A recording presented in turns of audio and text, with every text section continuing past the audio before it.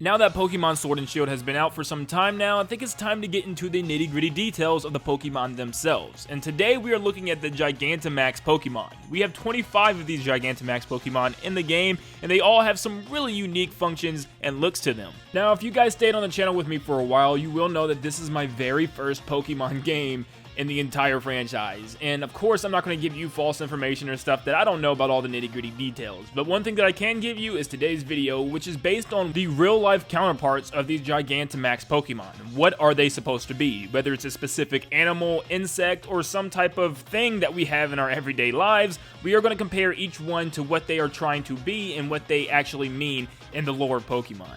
Now, before we run through all 25 Gigantamax Pokemon, I ask that if you're new to the channel, feel free to subscribe and like the video if you enjoyed. It really helps it to grow and reach a larger audience. Thank you so much for tuning in today, and let's get into the video.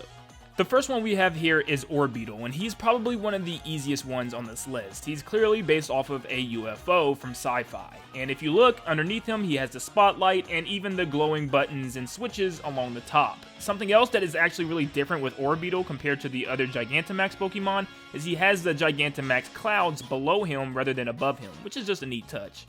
Butterfree could easily be based off of Mothra from the Godzilla series, which is just this gigantic moth that flies around and helps Godzilla defeat Ghidorah.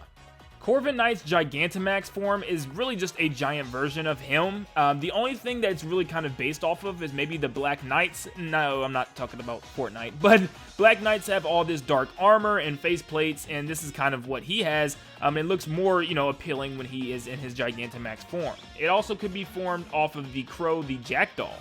Dreadnought really didn't resemble much. I mean, he looked like just a giant turtle with a turtleneck, but if he looked like anything, it would be like Blastoise. He has the same form and he stands on his hind legs, but if I had to think of something in real-life nature or in the media, I would say he looks more like a kaiju, say, from Pacific Rim.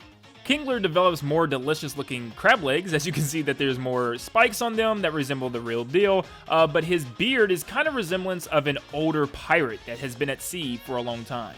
Machamp was one of the first complications that I ran into. He really is just a giant version of Machamp. He doesn't really change much at all beside his colors and his fins on top of his head, so nothing really changes here. His belt gets a bigger P with a different color.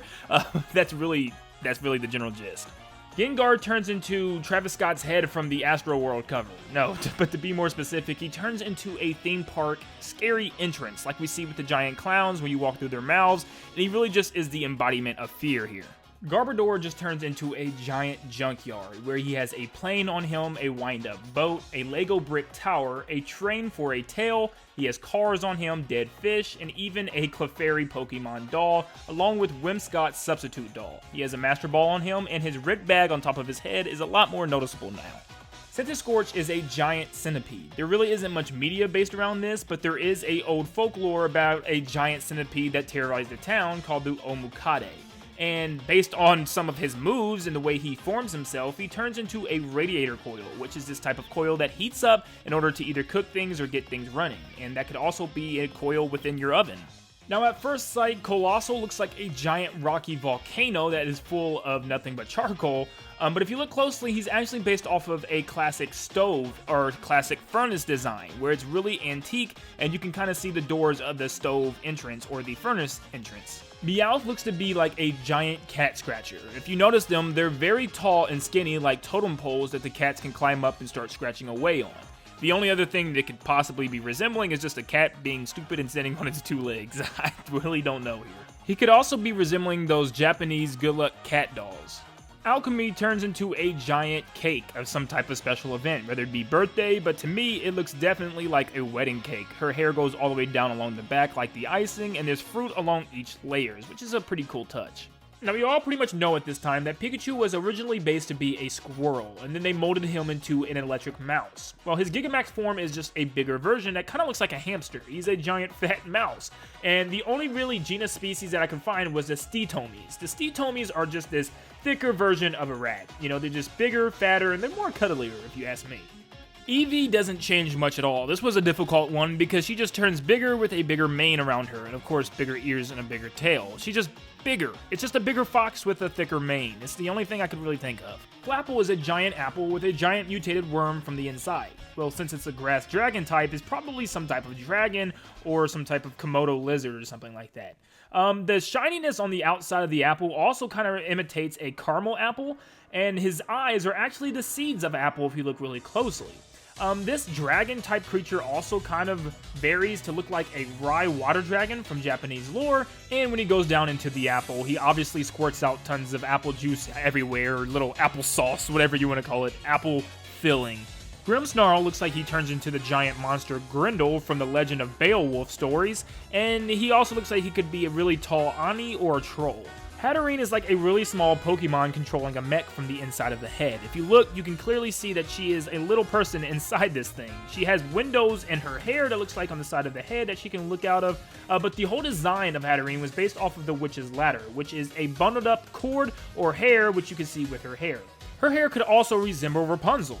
Snorlax pretty much lays on his back, and his stomach is full of a giant park. There's bushes, a path, flowers, a little forest, and even one giant tree in the middle right on his would-be belly button. So, what's the point of the tree? It's just a tree with berries on it, but it could resemble the Garden of Eden, where the fruit tree lied. Copperajah is very interesting to me because it has the potential to be many different things. For one, it looks like a giant mammoth. We see the tusk, the horns, and everything. But then if you look closer, it almost looks like the stare-face ogre from Super Mario Odyssey, which looked like a thwomp, a giant just slate of brick. Now, it's actually based off of an Asian elephant, but the body to me looks like a prehistoric slab in the Stone Age. It looks like it has two volcanoes on its head as ears, but one thing this actually really reminded me of was the Muth from Super Paper Mario. Tricity looks like a giant poisonous lizard that is on all fours. It has a giant electrical tower and what looks like an electrical belt on his back that works as his tail as well. But something that's really cool is that this lizard is actually based off of a real-life lizard called the Agama species. If you notice, he takes out a current from his tail and whips it like a giant sword. But this is actually from the lizard itself in real life because they can detach their tails and hit their prey with it. It's crazy. We also know that Tricity likes to use what seems to be an electric guitar as he can play the gills on his stomach, which is actually pretty cool. Sandaconda is a pretty easy one. He turns into a giant Anaconda tornado, which is actually a dust devil, which is a specific tornado that whips up dust in a desert. Now, Lapras is a tough one for me. I've done a lot of research and trying to figure out exactly what this is, but I couldn't. To me, it looks like a musical instrument. You have the musical lines and what looks to be crystal notes, but I can't tell what type of instrument is his shell. It looks to be some type of, musical wind instrument that maybe wind could go through. As we can see, there's holes and gaps within the inside of the shell. So, if you guys know this one, please let me know because I'm really interested in it. Duraludon is such a bizarre transformation with his Gigantamax. He turns into a giant skyscraper building with a little antenna at the top as well to complete it all. He's like a giant glass building. He's got the glass in front, on the back, and all the windows going up to the top floor. I think this is excellent, and I really love this design. Charizard is another one of those. It's just a giant version. He's got fire wings now and a whole bunch of cool designs on his chest plate, but there's really nothing that he's trying to resemble. I'm sure you could come up with tons of fire dragons that he could be, but there's not one specific one that has to be it for him. He's just a bigger dragon. So last but not least, we have Eternatus, and the only thing that we know about him at the moment is that he's a poison and dragon type. So the only thing I could really come up with is some type of alien space station with a giant claw coming from it. He kind of looks like a stars in the middle of the space station, but that's really the only thing I can get from it. As far as video game context, he looks like he could be an Aperoid from Star Fox Assault, or maybe an Arum from Kid Icarus Uprising.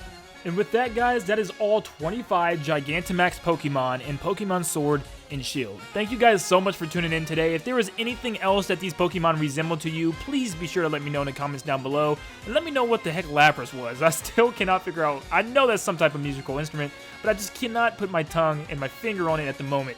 But thank you guys so much for tuning in today. Like I said before, if you're new to the channel, feel free to subscribe to stay up to date on all things Nintendo. And please, please make sure you like the video if you enjoyed it. It really helps us grow. Thank you guys so much for tuning in, and we'll see you in the next one. See you guys.